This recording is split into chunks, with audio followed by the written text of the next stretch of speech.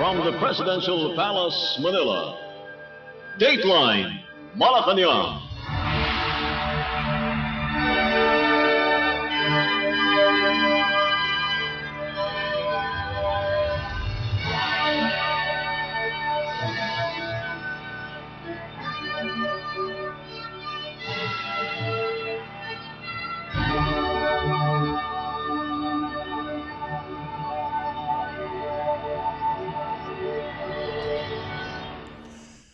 Good day. Radio Pilipinas World Service can also be heard on shortwave broadcast through the shortwave facilities of the United States Agency for Global Media or Voice of America on the following shortwave frequencies: 15.640 MHz, 17.750 MHz, and 21.720 MHz. I'm your host, Leo Magpayo, and this is Dateline Malacañang. Philippine President Ferdinand R. Marcos Jr. has ordered a full-scale government response to assist communities hit by heavy ashfall as Mayon volcano continues to show heightened unrest in Albay Province.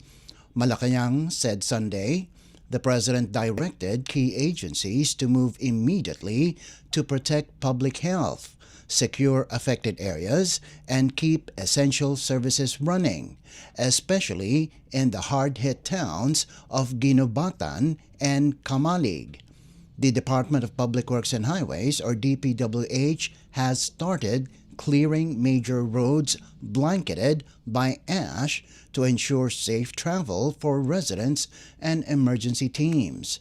The Department of Health has deployed mobile clinics, water stations, and distributed N95 masks as cases of coughing, breathing difficulties, and eye irritation rise due to the ash fall. Through the Department of the Interior and Local Government, or DILG, Bureau of Fire Protection personnel have been dispatched for water spraying and ash clearing operations. Evacuation efforts are underway under the Office of Civil Defense and the National Disaster Risk Reduction and Management Council, or NDRRMC, with authorities closely monitoring high-risk zones around the volcano. The Department of Social Welfare and Development has pre-positioned thousands of food packs, ready-to-eat meals, and other relief items for families staying in evacuation centers across the Bicol region. Officials are also watching rivers and waterways for possible lahar flows, especially if heavy rains occur. Mayon, one of the country's most active volcanoes, remains in a state of intensified unrest. On Saturday alone, it registered 32 volcanic earthquakes, including 25 tremors lasting 2 to 15 minutes, affecting at least 50 villages across Albay. Residents have been urged to stay indoors, wear protective masks, and follow advisories from local governments as the situation continues to evolve. Dateline Malacañang.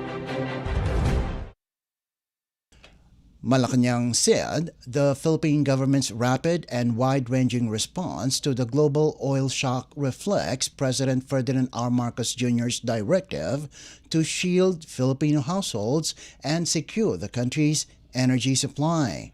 This follows a new Asian Development Bank or ADB report showing the Philippines as one of the most active Asia-Pacific economies in addressing the surge in global fuel prices. The ADB noted that despite recording one of the steepest domestic price increases in the region, the Philippines implemented 7 or 8 major policy actions identified across Asia-Pacific economies. Fuel prices in the country jumped nearly 60% between February 23 and April 20 amid tensions in the Middle East. The palace stressed that while the crisis is driven by external factors, the government's position is clear. Global shocks must not become household disasters. It added that while the Philippines cannot influence world oil prices, it can control the speed and seriousness of its response. Under the President's directive, agencies rolled out targeted subsidies, transport assistance, support for vulnerable households, price monitoring, fuel supply safeguards, and accelerated renewable energy initiatives. The administration also issued Executive Order, or EO number 114, suspending excise taxes on liquefied petroleum gas, or LPG, and kerosene for 3 months to provide temporary relief. To secure supply, the government has diversified fuel import sources, increased inventories, built supply buffers, and explored alternative trade routes amid global disruptions. The Department of Energy has coordinated with oil companies to promote pricing transparency, manage adjustments, and encourage conservation to temper demand. Malacañang said the strategy combines immediate relief with long-term reforms, including a stronger push for renewable energy to reduce dependence on imported fuel. The palace described the response as a series of practical actions working together to cushion Filipinos today and strengthen energy security for the future. Dateline Malacañang. The Philippines is strengthening its partnership with the Olympic Council of Asia, or OCA, as both sides explore deeper cooperation in sports, development, and athlete training. President Ferdinand R. Marcos Jr. met with Sheikh Johan bin Hamad Al Thani, President of the Qatar Olympic Committee, during a courtesy call in Malacañang Palace where they discussed opportunities for closer collaboration. Beyond athlete development, the two also tackled institutional cooperation and the possibility of the Philippines hosting future regional and international sporting events. Both sides emphasized the importance of expanding engagement with the Olympic Council of Asia to widen access to programs and resources that support Filipino athletes. The meeting marks the first high-level interaction between the OCA and the current administration, an indication, the Presidential Communications Office said, of strong confidence in the Philippines as a reliable partner in advancing sports excellence and regional cooperation. The Olympic Council of Asia is an independent international sports body composed of 45 national Olympic committees across Asia. Dateline Malacañang. In other news, First Lady Liza Araneta Marcos said the Philippines is fully prepared to welcome heads of state and delegates to the 48th Association of Southeast Asian Nations, or ASEAN Leaders Summit in Cebu next week. This week, the First Lady met with leaders' liaison officers at Malacañang Palace on April 30th as part of the government's final preparations for the May 7 to 8 gathering. In a Facebook post, she highlighted the crucial role of liaison officers, saying they will guide each delegation every step of the way. On Instagram, Araneta Marcos emphasized that the country is ready to receive ASEAN participants with trademark Filipino warmth and attention to detail. As ASEAN Chair for 2026, the Philippines is hosting summit-related events across Cebu and Manila. The First Lady has been actively overseeing preparations, focusing on careful planning, cost efficiency, and hospitality excellence. The Cebu Summit will bring together ASEAN heads of states, senior officials, dialogue partners, and representatives from international organizations for high-level discussions on political, economic, security, and socio-cultural issues. The event will serve as a key platform for regional leaders and partners to coordinate policies, strengthen cooperation, and address pressing regional and global challenges. Dateline Malacañang. Meanwhile, more than 7,300 personnel from the country's security and emergency response agencies are now deployed to secure the Association of Southeast Asian Nations or ASEAN Summit 2026 in Cebu, the Philippine National Police or PNP announced Sunday.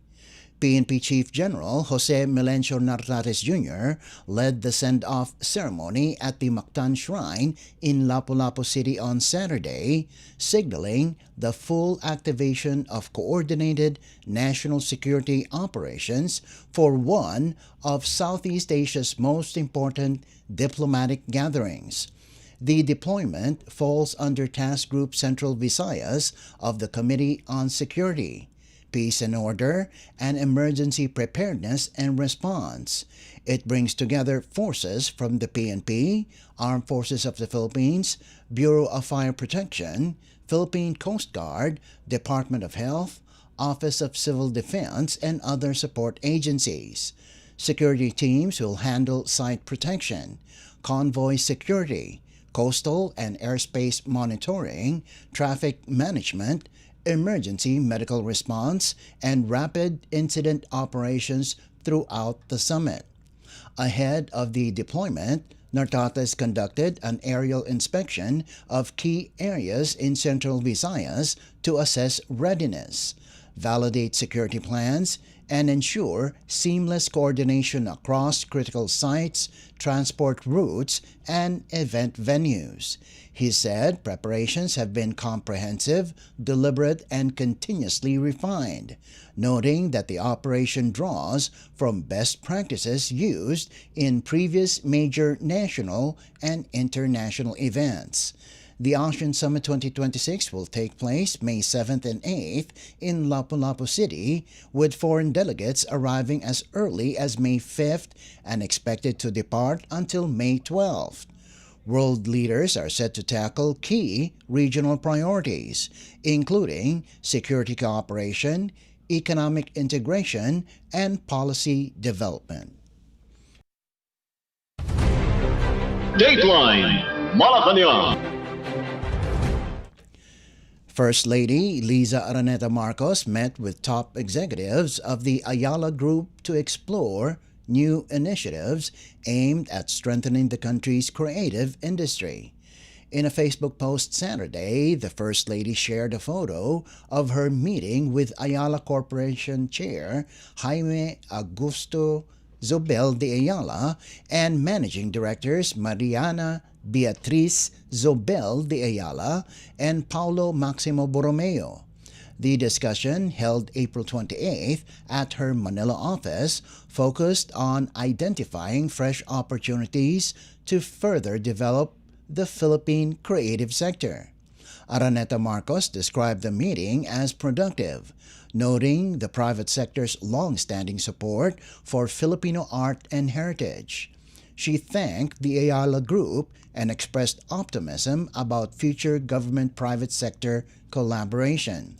While specific projects were not disclosed, both sides emphasized the importance of public-private partnerships in building a more vibrant and globally competitive creative economy. The Ayala Group has been a consistent supporter of the arts through its cultural institutions, urban developments, and programs promoting Filipino creativity. In 2024, the Ayala Foundation confirmed plans to build a world-class contemporary art center at Circuit Makati. It also manages the Ayala Museum and the Filipinas Heritage Library in Makati City. The Philippine creative industry spans a wide range of sectors, from audio-visual media and digital services to publishing, performing arts, visual arts, cultural sites, and traditional expressions. It is increasingly recognized as a key driver of economic growth and cultural identity. According to the Philippine Statistics Authority, the creative economy grew 6.9%, rising from 1.98 trillion pesos in 2024 to 2.12 trillion in 2025, accounting for 7.6% of the country's gross domestic product or GDP at current prices. Dateline Malacañang. Malacañang has issued a foreign travel authority allowing Vice President Sara Duterte to proceed with overseas trips from the 2nd to the 15th of May. Palace Press Officer Claire Castro confirmed that the Office of the President approved Duterte's request after the Vice President submitted a revised itinerary covering several European and Asian destinations. Her original travel plan spanned April 23rd to May 15th with scheduled visits to the Netherlands, South Korea, Belgium, Germany, and the United Kingdom. The Vice President's schedule was later adjusted amid claims that the Foreign Travel Authority had been released at the last minute. Malacañang rejected the allegation, stressing that the approval process followed standard procedures and that Duterte's updated request was cleared on April 28th. Based on the previous authorization issued by the Office of the President, Duterte is permitted to travel while on leave of absence and at no cost to the government.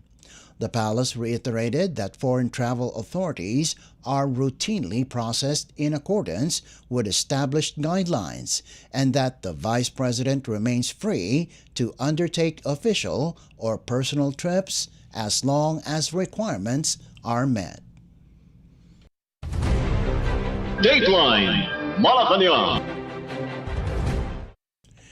Armored fighting vehicles from the Philippine Army or PA and the Japan Ground Self-Defense Force or JGSDF have completed their first ever combined live-fire exercise in Capas, Tarlac Province, marking a new milestone in defense cooperation between the two countries. PA spokesperson Colonel Louis de Maala said, "The activity formed part of the ongoing Salaknib exercises at Colonel Ernesto Rabina Air Base in Santa Juliana. The annual drills conducted with the United States Army Pacific since 2015 include Japan as a participant for the first time this year. More than 200 Filipino soldiers from the Army's 1st Tank Battalion took part, operating 4 Sabra light tanks. Japan deployed 40 personnel from the SDF, 12th Brigade Recon Combat Battalion, along with 4 maneuver combat vehicles. De Maala said the live-fire event followed a full tactical scenario, locating hostile forces, fixing their positions, and destroying designated targets. Troops also rehearsed strict safety protocols, including troubleshooting procedures for misfires or weapon malfunctions, to ensure operational safety and mission continuity. Senior officials from the Philippines, Japan, and the United States witnessed the drills, including PA Vice Commander Major General Efren Morados, Armor Division Chief Brigadier General Ronel Manalo, JGSDF Deputy Brigade Commander Colonel Yoshifumi Ogura, Presidential Commission on Visiting Forces Executive Director Undersecretary Antonio Habulan, and U.S. Army Pacific Commander Major General James Bartholomew. This year's Salaknib supports the Army's transition toward external defense operations, emphasizing combined training with U.S. Army Pacific and partner forces. The live-fire exercise is the first between the Philippines and Japan since the Reciprocal Access Agreement took effect on September 11, 2025, following its signing on July 8, 2024, paving the way for deeper defense cooperation and more complex joint activities. Dateline Malacañang. The Armed Forces of the Philippines, or AFP, is commending the Atin Ito Coalition after its civilian mission successfully reached Pag-asa Island and planted a Philippine flag on Sandy Cay in the West Philippine Sea, or WPS, over the weekend. AFP spokesperson for the WPS, Navy Reservist Rear Admiral Roy Vincent Trinidad said, "The mission's achievement reflects the indomitable spirit of the Filipino people." He stressed that planting the flag was more than symbolic, calling it a firm assertion of the country's sovereign rights and an example of active citizenship amid external challenges. The coalition arrived on Pag-asa Island Saturday evening and raised the flag the following morning. Trinidad said the peaceful mission amplifies the voices of fisherfolk and coastal communities, underscoring that the West Philippine Sea is not only a strategic waterway but also a vital part of the nation's heritage and livelihood. He added that the AFP remains committed to protecting Philippine territory and supporting peaceful, rules-based initiatives that uphold the 2016 Arbitral Award. This fourth Atin Ito mission deployed the MV Felix Oca as its main vessel, departing Pier 15 in Manila on April 30th. The group is delivering food and fuel to island communities, conducting medical outreach, and holding a community concert with activities running until May 5th. Dateline Malacañang. And finally, the Presidential Communications Office, or PCO, hailed the arrest of former broadcaster Jay Sonza, calling it a clear sign of the government's intensified campaign against alleged online abuse and misinformation. PCO Acting Secretary Dave Gomez said, "The National Bureau of Investigation, or NBI's actions reflect what he described as the administration's firm and lawful response to the spread of false information." He added that the move underscores the government's effort to guard the truth, protect the public from deception, and preserve a free but responsible democratic space. Gomez reminded the public that while discourse must remain free, it must also be truthful, fair, and orderly. Sonza was arrested last Thursday after the Pasay City Regional Trial Court issued a warrant in connection with cyber libel complaints filed by the NBI. The complaints stem from allegations that he circulated fake medical documents involving President Ferdinand R. Marcos Jr.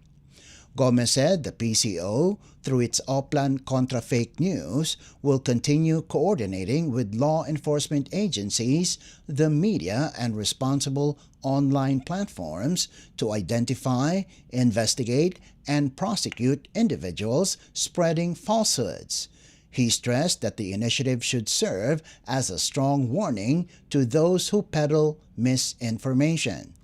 The PCO earlier partnered with the Department of Justice and the Department of Information and Communications Technology to curb the spread of fake news and hold violators accountable. Several cases have already been forwarded to the Department of Justice for investigation and possible prosecution. Dateline Malacañang. Before we conclude our program, Radyo Pilipinas World Service of the Presidential Broadcast Service can be heard over the following shortwave frequencies: 15.640 MHz, 17.750 MHz, and 21.720 MHz. Radyo Pilipinas World Service is also live on audio streaming. Just download Evox PBS Receiver on your Google Play Store or the App Store from your Apple phone. You can also visit our Facebook page and YouTube channel. Just type in and search for Radyo Pilipinas World Service. Kindly subscribe, like, and share our posts as well. And that concludes this edition of Dateline Malacañang. For Radyo Pilipinas World Service, this is Leo Magpayo. Good day and stay safe. From the Presidential Palace, Manila, Dateline Malacañang.